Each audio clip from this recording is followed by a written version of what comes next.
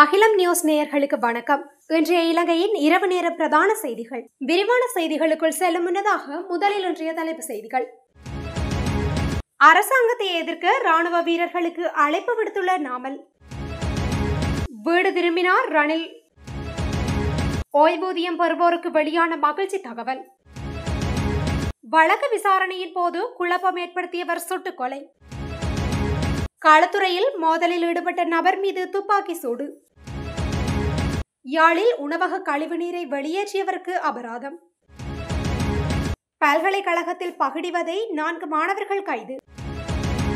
மட்டக்களப்பில் வாவியில் மூழ்கி குடும்பஸ்தர் ஒருவர் பலி. தொடர்வென விரிவான செய்திகள்.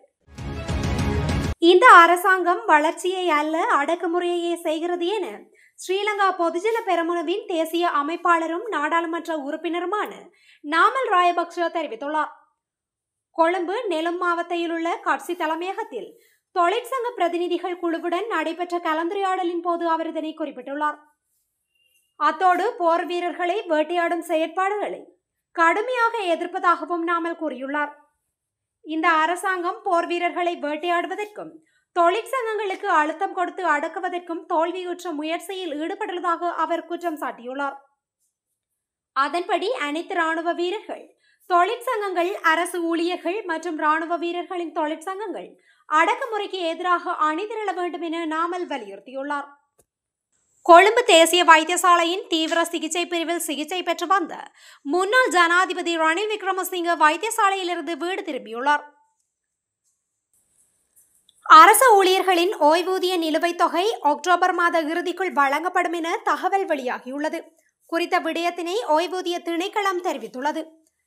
சைபர் தாக்குதலின் பின்னர் அரச ஊழியர்களின் தரவு கட்டமைப்பில் ஏற்பட்ட தொழில்நுட்ப கோளாறு காரணமாகவே ஓய்வூதிய கொடுப்பனவை செலுத்த முடியவில்லை என சுட்டிக்காட்டப்பட்டுள்ளது. இந்த நிலையில் சுமார் 4 மாதங்களாக சில அரச ஊழியர்களுக்கு ஓய்வூதிய கொடுப்பனவை முழுமையாக செலுத்த முடியாமல் போயுள்ளதாக திணைக்களத்தின் பணிப்பாளர் நாயகம் சாமிந்த ஹெட்டியாராச்சி தெரிவித்தார். அத்துடன் இந்த வருடம் ஓய்வு பெற்ற மிக சிலர் எவ்வித ஓய்வூதிய கொடுப்பனவையும் பெற்றுக்கொள்ளவில்லை எனவும் அவர் மேலும் தெரிவித்தமை குறிப்பிடத்தக்கது. இதேவேளை ஆகஸ்ட் மாதத்திற்கான சிரேஷ்ட பிரஜைகள் கொடுப்பனவு வங்கி கணக்குகளில் வைப்பிலிடப்படும் என நலன்புரி நன்மைகள் சபை அண்மையில் தெரிவித்திருந்தது. 5,99,730 பயனர்களுக்கான கொடுப்பனவிற்காக அரசாங்கத்தினால் 2,900 மில்லியன் ரூபாய் வரையான தொகை ஒதுக்கப்பட்டுள்ளதாக தெரிவிக்கப்பட்டுள்ளமை குறிப்பிடத்தக்கது. இரும்பு கம்பியால் போலீஸ் அதிகாரிகளை தாக்க தயாரான சந்தேக நபரை கட்டுப்படுத்த போலீசார் வானத்தை நோக்கி துப்பாக்கி சூடு நடத்தியதாக அளுத்கம போலீசார் தெரிவித்துள்ளனர். இந்த துப்பாக்கி சூட்டில் யாரும் உயிரிழக்கவில்லை என்று போலீசார் தெரிவித்துள்ளனர். அளுத்கம தர்கா நகர் பகுதியில் இவ்வாறு துப்பாக்கி சூடு நடத்தப்பட்டதாக போலீசார் தெரிவித்துள்ளனர்.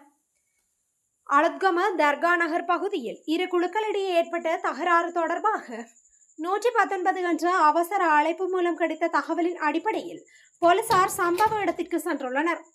இதன்போது சந்தேக நபர் ஒருவர் இரும்பு கம்பியினால் போலீஸ் அதிகாரிகளை தாக்கி முயன்றதாகவும் அதனை கட்டுப்படுத்துவதற்காக போலீஸ் அதிகாரி ஒருவர் தனது ரிவால்வர் துப்பாக்கியால் வானத்தை நோக்கி சுட்டதாகவும் அளுத்கம போலீசார் தெரிவித்துள்ளார். களத்துறையில் மோதலில் ஈடுபட்ட நபர் மீது போலீசார் துப்பாக்கி சூடு நடத்தியதாக தெரிவிக்கப்படுகின்றது. களத்துறை தர்கா நகரில் இன்று பிற்பகல் இந்த துப்பாக்கி சூடு இடம்பெற்றுள்ளது. வழக்கொன்றை விசாரிப்பதற்காக சென்றிருந்த வேளையில் நபர் ஒருவர் குழப்பங்களை ஏற்படுத்தி மோதலில் ஈடுபட்டுள்ளார். மோதலில் ஈடுபட்ட நபர் ஒருவரை இலக்கு வைத்து அளுத்கம போலீசார் துப்பாக்கி சூடு நடத்தியுள்ளனர். எனினும் துப்பாக்கி சூட்டின் போது அவருக்கும் எவ்வித காயங்களும் ஏற்படவில்லை என போலீசார் தெரிவித்துள்ளனர். யாழ்ப்பாணம் பருத்தித்துறையில் உணவகத்தின் கழிவு நீரினை வீதியில் விட்டமை உள்ளிட்ட குற்றச்சாட்டுகளுக்கு 20,000 ரூபாய் அபராதம் விதிக்கப்பட்டுள்ளது. உணவக உரிமையாளர் பருத்தித்துறை பகுதியில் அமைந்துள்ள உணவகத்திலிருந்து வெளியேறும் கழிவு நீரினை கழிவுநீர் தொட்டியிற்குள் விடாது வெளிச்சூழலுக்கு அப்புறப்படுத்தியுள்ளார். இந்நிலையில் உணவகத்தில் கழிவுகள் திரள அனுமதித்தமை, உடல்நல தகுதியை உறுதிப்படுத்தும் மருத்துவ சான்றிதழ் இல்லாமல் உணவினை கையாண்டமை உள்ளிட்ட குற்றங்கள் சுமத்தப்பட்டு உணவக உரிமையாளருக்கு எதிராக பருத்தித்துறை நகர சபையின் பொது சுகாதார பரிசோதகரால் பருத்தித்துறை நீதவான் நீதிமன்றில் வழக்கு தாக்கல் செய்யப்பட்டது. இந்நிலையில் குறித்த வழக்கு வியாழக்கிழமை விசாரணைக்கு எடுத்துக்கொள்ளப்பட்ட போது உரிமையாளர்கள் தன் மீதான குற்றங்களை ஏற்றுக்கொண்டதை அடுத்து உரிமையாளரை கடுமையாக எச்சரித்த நீதிமன்றம் 20,000 ரூபாய் அபராதம் விதித்தது. களனி பல்கலைக்கழகத்தில் கல்வி கற்கும் மாணவன் ஒருவரை பகுடிவதைக்கு உட்படுத்திய சம்பவம் தொடர்பில் அதே பல்கலைக்கழகத்தில் கல்வி கற்கும் 4 மாணவர்கள் குற்றப்புலனாய்வு திணைக்கள அதிகாரிகளால் புதன்கிழமை கைது செய்யப்பட்டுள்ளனர். குற்றப்புலனாய்வு திணைக்கள அதிகாரிகளுக்கு கிடைத்த முறைப்பாட்டின் பேரில் மேற்கொள்ளப்பட்ட விசாரணைகளின் அடிப்படையில் சந்தேக நபர்களான பல்கலை மாணவர்கள் கைது செய்யப்பட்டனர். கைது செய்யப்பட்டவர்கள் வெள்ளவாய, ஹபரணை, வவுனியா மற்றும் மகஹரில்ல ஆகிய பிரதேசங்களை சேர்ந்த 26 முதல் 28 வயதிற்குட்பட்டவர்கள் ஆவார்.